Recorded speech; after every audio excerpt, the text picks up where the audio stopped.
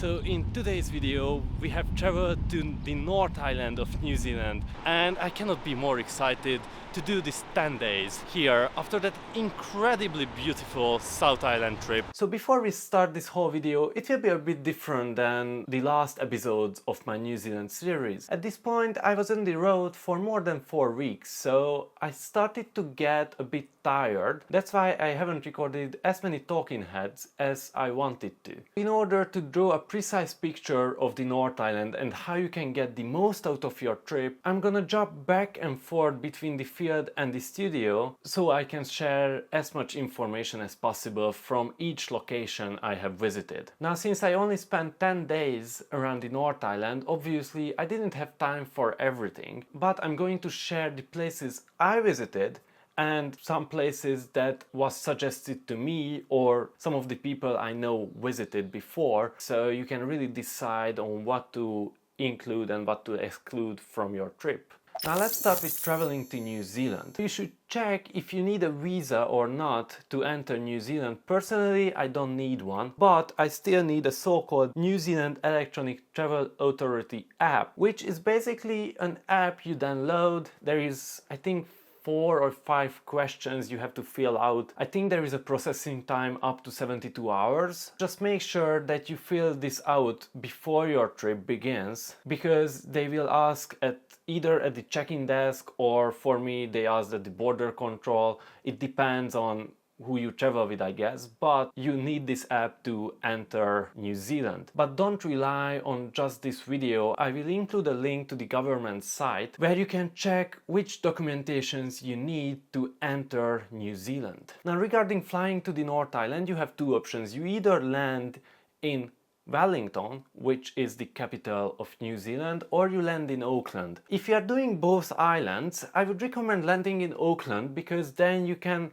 simply make your way down to Wellington, from where you can take the ferry and do the South Island as well. I went to Auckland and flew out back to Sydney from Wellington. Both of them offer some of the greatest airplane views I have ever seen, but there is something special about flying into Auckland, because you start to see the black sand beaches already, and it was mesmerizing for me. I saw the rainbow, it was perfect, so well, I would recommend Auckland, but it's completely up to you. The itinerary I will suggest, basically you can start it from either Wellington or Auckland, so it doesn't really matter for this, but as I said, if you are doing the South Island, it makes much more sense to fly into Auckland, make your way down to Wellington, take the ferry and do the South Island as well. Let's talk about renting a car. So obviously you will need a car or a camper van if you are doing camping. I would suggest getting a full insurance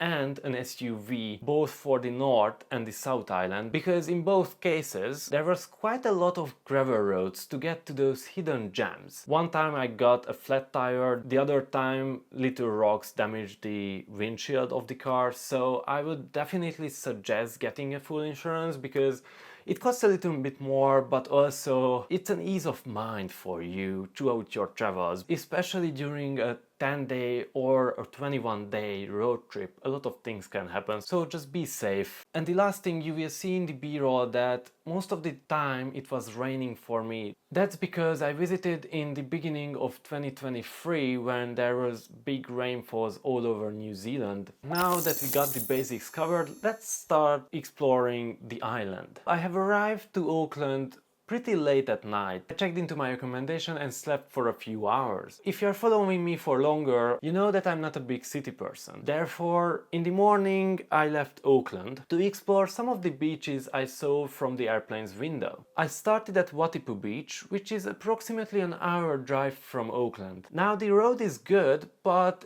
it gets a bit narrow and it turns into a gravel road at the end. Once you arrive to the parking spot, you can just walk down to the beach and you will actually see the planes passing by a bit further away. That's when I realized that's the beach I saw from the airplane. If you want to hike, There are actually two hikes I would recommend here. Both of the hikes are starting from the same point. Due to the fact that I wanted to do as much as I could before the rain comes in, I have decided to only do the shorter track, which was called the Signal House track, and it takes around 20 minutes to get up there. You will see that beach from up top, which could be perfect for photo opportunities, especially if you don't have a drone. So I would definitely recommend doing that one. Now the other one, I won't even try to pronounce the name of the track, but it's a 2 hours track, and when you turn right to the Signal House track, it goes up to the left on a steep track. It will provide gorgeous views, and I did a part of it, but I decided to turn back because the rain was coming and I really wanted to see all the other beaches as well before the storm hits. After getting gorgeous pictures at Watipu Beach, you can make your way back to the car and make a short stop at Keri Keri Beach to get a different perspective of the black sand beaches again. The highlight of the day, which I 100% recommend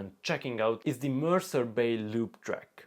Now it takes around an hour, hour and a half to complete, and there are a few parts where it's relatively steep, but it also offers jaw-dropping views. You will walk along the coastline and you will see the black sand beaches from the top. Well, even on a cloudy day that we had, it was mesmerizing. The last and most famous stop of the day was Piha Beach. If you're seeing pictures near Auckland from black sand beaches, probably you see Piha Beach. So obviously I couldn't skip that spot either. If you're making your way there, there are a few spots I would recommend. First of all, the Tasman Lookout, which basically overlooks the whole beach. Then, as you make your way down to the parking spot and walk alongside the beach, you will see the Keyhole Natural Tunnel, and you can make quite interesting pictures and videos using that landscape. And then at the end of the beach on that side, you see the Blue Pool. Now, I don't know if it's a normal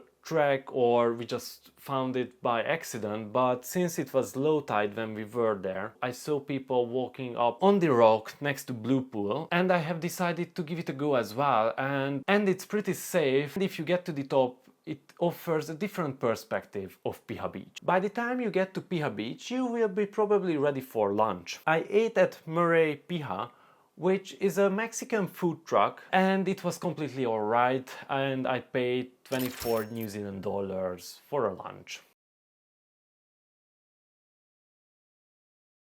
The next morning it was time for me to leave Auckland and get to my next destination, to Rotorua. But if you have a few more days in the area, I would definitely recommend going up to the Bay of Islands, which are more than 140 little islands in the northern part of the North Island. And for example, you can take a boat ride around this island and see some dolphins as well. And as you already made your way there, you can also visit the Rainbow Falls and the Waitangi Treaty Grounds, which was the place where the Maori people signed the treaty in 1840 and New Zealand became a British colony. Other spots include the Puketi Forest and Cape Regna, which is considered to be the northernmost point of New Zealand, which is publicly accessible. And if you have another day in Auckland, you can also do a day trip to Cathedral Cove. Now, you probably already heard about this place or saw pictures from there. It's basically a 3.5 hours drive from Auckland, so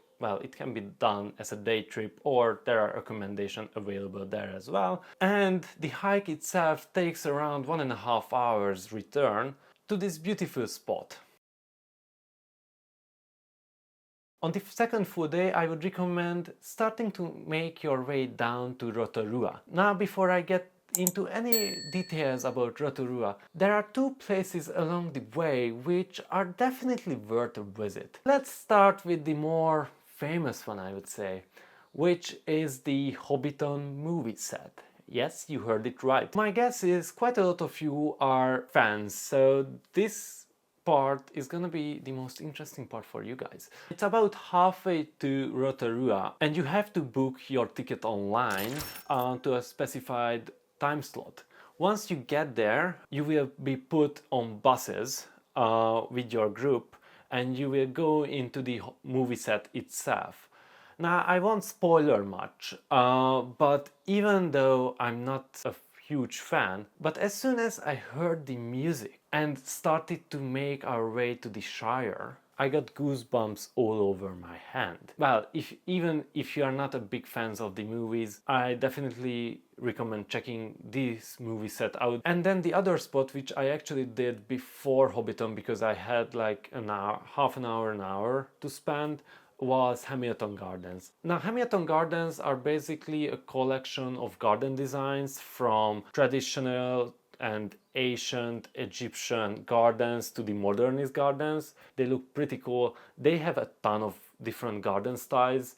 I only spent there about an hour, but you can definitely spend there 2 or 3 hours alone too. And one more thing, on the way to Rotorua, if you are into that, you can also book a glowworm kayaking tour where you will venture into a dark canyon and see glowworms all over the place. For me, it wasn't really a thing that I really wanted to do, but if you have a few hours to spend, it's definitely a good thing to do. I mentioned before in this video that the weather wasn't the greatest throughout my trip, so when I got to Rotorua after Hobbiton, I had to come up with an alternative, and I thought I could escape the rain if I go to the coast. So we have decided to take our chances and drive to the east coast of New Zealand to a town named Tauranga, which is about an hour away from Rotorua, and it's perfect if you want to have a beach holiday or just surf around. We were hoping that on the coast it won't rain that much and we might even have sunshine. Now, at least the rain has stopped. We still didn't see the sun, but there is actually a very good hike here. It's a steep one with a lot of stairs, but you can do it with taking your own time. I won't even try to pronounce the name of the mountain that we are on because, well, for me it's impossible, but I definitely recommend checking it out. You can do the hike, I think, in 40 minutes, and it has jaw-dropping views over the city and the coastline.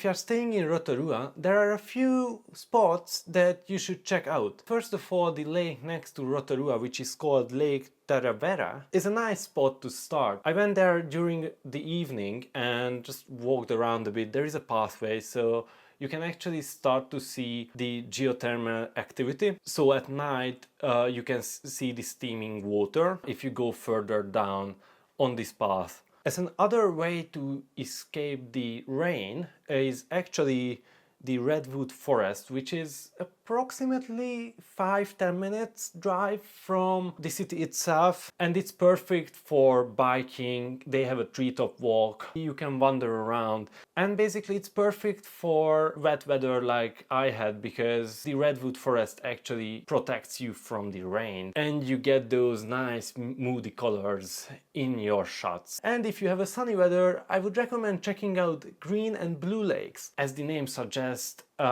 in sunny weather they have a beautiful color. Between the two lakes there is a parking spot. From there you can see both lakes, so you can decide if you want to walk a bit or not. Here again you have a choice of actually staying in Rotorua, or as I did, go to Taupo. Now Taupo is approximately an hour, 2 hours away. Again, it depends on you, but since I really wanted to do Tongariro Alpine crossing, I have decided to book 3 nights in Taupo in case, you know, it's raining and I cannot do Tongariro Alpine crossing on one of the days. But thankfully I was able to do the hike on the first full day in Taupo. So on the second day I have decided to go back a little in the direction of Rotorua, because there are quite a few stops along the way which are worth mentioning. Since from today the weather should be clearing up. We first came to Huka Falls, which is actually New Zealand's longest river. At the falls itself, every second 200,000 liters of water are flowing through. I'm walking at one of the highlights next to Lake Taupo, which is Craters of the Moon. It's about a 10 minutes drive from Huka Falls.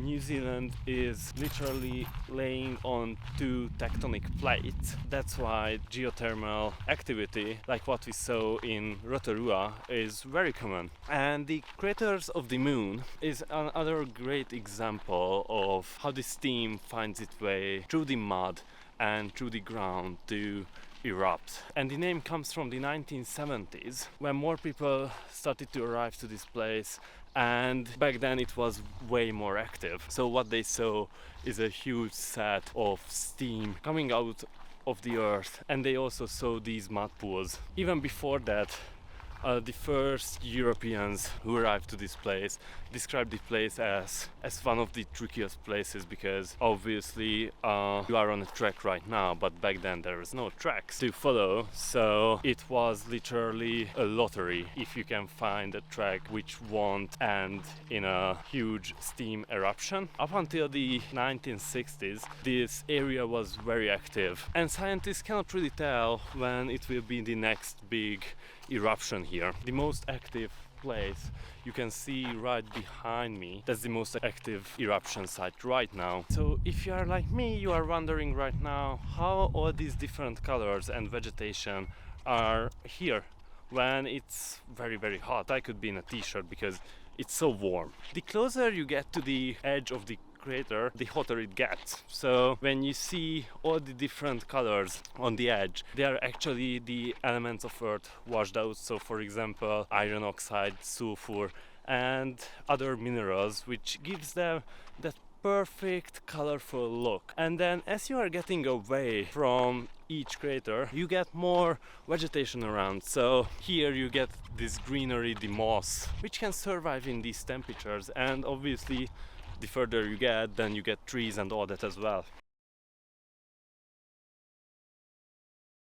It became famous because each day of the weekend there is an eruption at the geyser itself. I will put the exact time here on the video, but if I remember it correctly, it was 10:15 in the morning. And what I would suggest is getting there at least half an hour before to secure a good spot for you to watch it from. And if you put Lady Knox Geyser in, probably Google Maps will take you to the parking spot. In case it's not and you are going to the main car park, you can either walk back from there, or when you are going there from the direction of Rotorua, you just take the last left and you will get to the parking, but I will obviously put Google Maps and everything here. It takes around an hour for the whole show, and each day depends how long it takes, but I would definitely recommend, if you are visiting or if you are in the area during the weekends, that you are go there. If you go a little bit back towards Rotorua, there are the mud pools, basically 5 minutes from the geyser itself, so that's a cool thing to see. But if you want to see something even more special, then I would recommend going to Inferno Crater. They built a park around the world's youngest geothermal valley. There are actually 32 different locations that you can visit in the park, and it's very accessible. They operate buses, so you have, I think, 3 or 4 bus stops you can get on and off, but you can also walk all the way, and you can see all these mesmerizing spots where the steam is coming up from the earth. And then obviously the main feature of the park is the Inferno Crater, which is a turquoise colored crater. It's a bit of a hike up there, so there is a few stairs, but it's completely doable, and you go back to the main path, walk all the way to the end, and actually you can take a boat ride, which I didn't do, to see some more stuff, but you can also go back with the bus exactly from the starting point of the boat to the entrance. So we just got to the part of the video which is the most exciting for me, because it was the most exciting to do as well on my trip, which was hiking the famous Tongariro Alpine crossing. If you are not familiar with it, this is a 20 kilometers long walk, which is easily accessible from Taupo. It's an hour drive. I will make a separate video about the whole Tongariro Alpine crossing experience, because it was definitely one of those once in a lifetime moments, at least for me, to hike all the way through, get to the top, see the beautiful emerald lakes, and then getting down. I think 3 nights would be sufficient. For Taupo, accommodation wise, I found the best deals here. On the last day or during the evenings, you can venture into Taupo because Lake Taupo and Taupo itself is very nice, so that's definitely a good place to just wind off from the day. And on day 7 of my trip, I started to drive again. Now it's a longer drive than it was before with the 1 and 3 hours. It will be a 4.5 hours drive. And on day 7 I'm driving to Mount Taranaki. It's a dormant volcano and it's the second largest mountain on the North Island with 2,580 meters. To get from Taupo to Mount Taranaki, there is 2 ways to go. One is on the coast, it's about 4 hours, or you can take the Forgotten Word Highway like I did. When I heard about this Forgotten Word Highway, I didn't see many pictures, but the name got me, like when you just want to go there, and since it was half an hour addition, I was like, yeah, I can go there. You actually go past the Tongariro Alpine crossing hike, so you go at the same direction. I made a short stop at one of the waterfalls in the area near Tongariro Alpine crossing. You can either do it when I did or after the hike itself, but I doubt that you will have so much energy after that. You can park on the side of the road.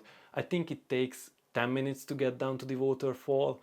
And there is actually a few nice spots to take pictures from with a tripod, for example. Anyway, I was back on the road and I was headed to the Forgotten Word Highway. Now, you can take this as well because it's a very nice road. Just be prepared, but because there is literally almost no photo stops along the way. It's nice because it's a curving road along the mountains, and there is a part when you go deep into the forest and it becomes a gravel road for about 30 minutes. As you got off the gravel road, there will be a sign saying that welcome to Tahura, you are lost. And by that time I was already driving for 2 or 3 hours, and literally that's what I felt. As I got to Mount Taranaki, it was already around 6 p.m. so I went into the town named New Plymouth, which is basically the biggest city town in the area, and grab something for dinner. There is a main street where you can find basically anything. They even have vegan and vegetarian options. Now, I made a mistake here though, because I was like, I don't need my camera because I'm just going out and eat dinner. So I left my camera at the accommodation place. Obviously, the most beautiful sunset happened. Anyways, I got back, had an early night, because next morning I really wanted to do a hike which is called the Poukai Circuit Reflective Tarn hike. I'm pretty sure that I pronounced it wrong. Anyways, there is this beautiful hike where it's about 12 kilometers return, and you get to the lake in which Mount Taranaki is reflecting, and well, it's just stunning. I really wanted to get that picture, but when I woke up, Mount Taranaki was in clouds, so obviously I could have done the hike, but I just didn't see a point. Anyways, I have decided to go to the Three Sisters and Elephant Rock on the coast, which is about an hour drive from New Plymouth, and it's stunning. I really loved it. Just make sure that you check the tide levels before you head there, because if it's high tide you cannot enter the beach, and even though there is a lookout pretty close to it, it's a different feeling when you can actually go down to the beach, wander around and see it for yourself. So yeah, check the tide levels and plan your trip accordingly. But that night, even though I haven't got that reflective picture I really wanted, there was one more spot I wanted to check out, and actually it might have turned out better than I imagined originally. So there is this lookout called the Kyoto Scenic Lookout, and if you are standing in the middle of it, the lines exactly go up to Mount Taranaki, and you can get a very nice picture, especially if you have a good sunset. I would definitely recommend that place, but just be careful because it's still a road. Cars are coming by, so just be aware of your surroundings. And with that, basically we finished our adventures on the North Island. On day 9, I went to Wellington, from where on day 10 I took my flight. This is my first full travel guide I done in so much detail. I really hope you guys enjoy this, even though I'm pretty sure this will be very long. Let me know what you think. If you have any other questions, just drop it down below in the comment section and I will get back to you as soon as possible. And if you haven't seen the episodes from my South Island adventures, you can check them out here, and see you guys in the next one.